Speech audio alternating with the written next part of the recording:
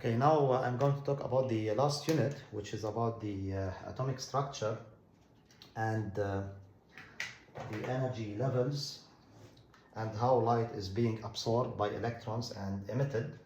So first of all, you have to know that light is made up of photons, okay, which are the particles of light. We can call them particles of light. And they have, each photon has an energy, and this energy it's equal to h multiplied by the frequency of this light or electromagnetic wave. So this is the first formula. H is always a constant, which is 6.63 times 10 negative 34 joules multiplied by seconds. Another important point is the relation between the frequency and the wavelength. So there is a relation which is C equal lambda f, lambda multiplied by the frequency. So f is the frequency in hertz, and lambda is the wavelength in meters, and C is the speed of light in vacuum, which is 3 times 10 power 8 meters per second. So this means if you have lambda, I can find the frequency. If you have the frequency, you can find lambda. Also, I can find the energy. Here the energy will be in joules and the frequency is in hertz. Also, there is another formula of energy. If I gave you the lambda, the wavelength, in nanometers, you can directly find the energy by using this formula. And the energy is going to be in electron volts. That's the energy. Okay, energy of a photon in electron volts. Now, another important point regarding the energy levels of any atom. So let's say we have a certain atom, and those are the energy levels. If there is electron in this level, which I will call, for example, the ground state. This is what we call by the ground state.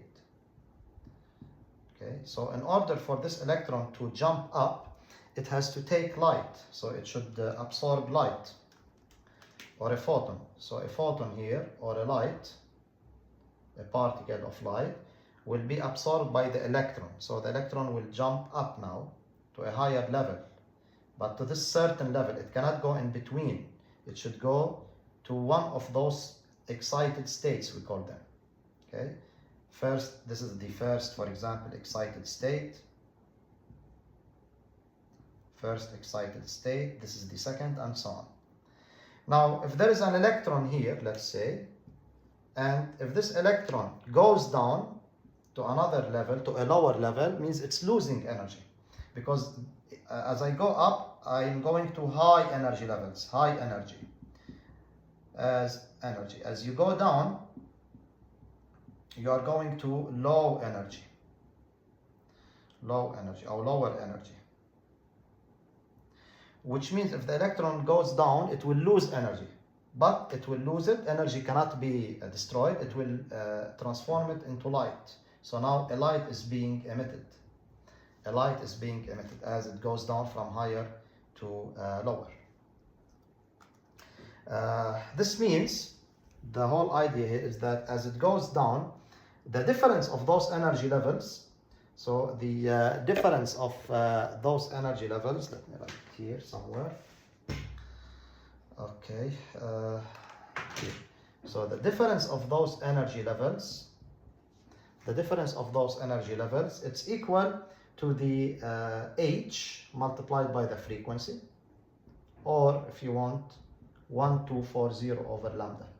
The difference between the energy levels will give you this photon, and the energy of this photon is hf over 1240. We can take an example here. Let's take an example.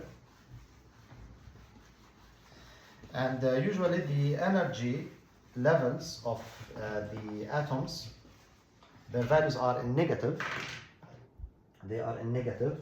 So let's say you have those energy levels, discrete energy levels. And for example, here it's minus, for example, 5.4 eV. Let's say this one, it's minus 10.2 electron volt. And I told you an electron dropped from this level, which is, I would call it, this is n equal 1, this is n equal 2, the number of the energy level 3, and this is n equal 4. So let's say the electron dropped from n equal 4 to n equal 2. So what is the wavelength or frequency of the emitted photon? I need to find the frequency. I need to find also the wavelength. So let's start with the wavelength, for instance. So delta E, it's equal to 140 over the lambda. Delta E, it's the difference, high minus low, so minus 5.4 minus 10, sorry, minus, again here I have a minus 10.2 equals 1240 over lambda. Now use your calculator easily. Remember, lambda should be in nanometers. So lambda in that case, it's simply 1240 over this value, minus 5.4. Remember, minus will give you plus 10.2, or you can use solving the equation, shift solve. So you will get something like that, 258. So lambda will be 258 nanometers. Okay, always the answer will be in nanometer when E is an electron volt for lambda, using this formula. This is how I can find lambda. If I would like to find, so this is the photon coming out, the light, or electromagnetic wave, EM wave. If I want to find the frequency, I can find it in two ways. So let's write this value here to remember it. Lambda equal 258. Lambda equal 258. Now, the frequency can be found in two ways. Either F equal C over lambda. Remember from the first formula where C is equal to lambda F. Or you can use again this equation, delta E equal HF.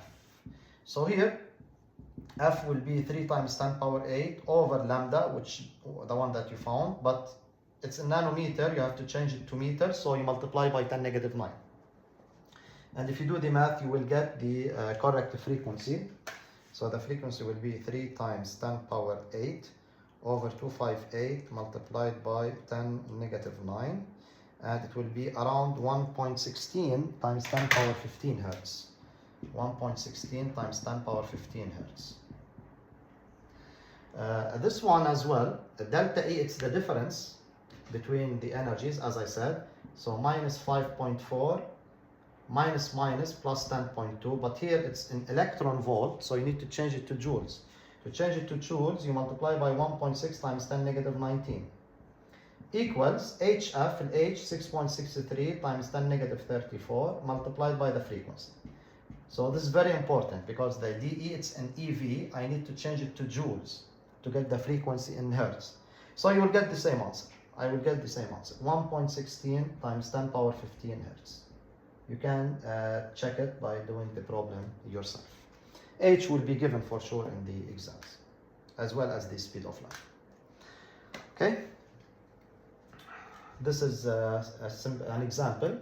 We'll do later other examples about emission spectrum, about absorption spectrum explanations, but this is important for now.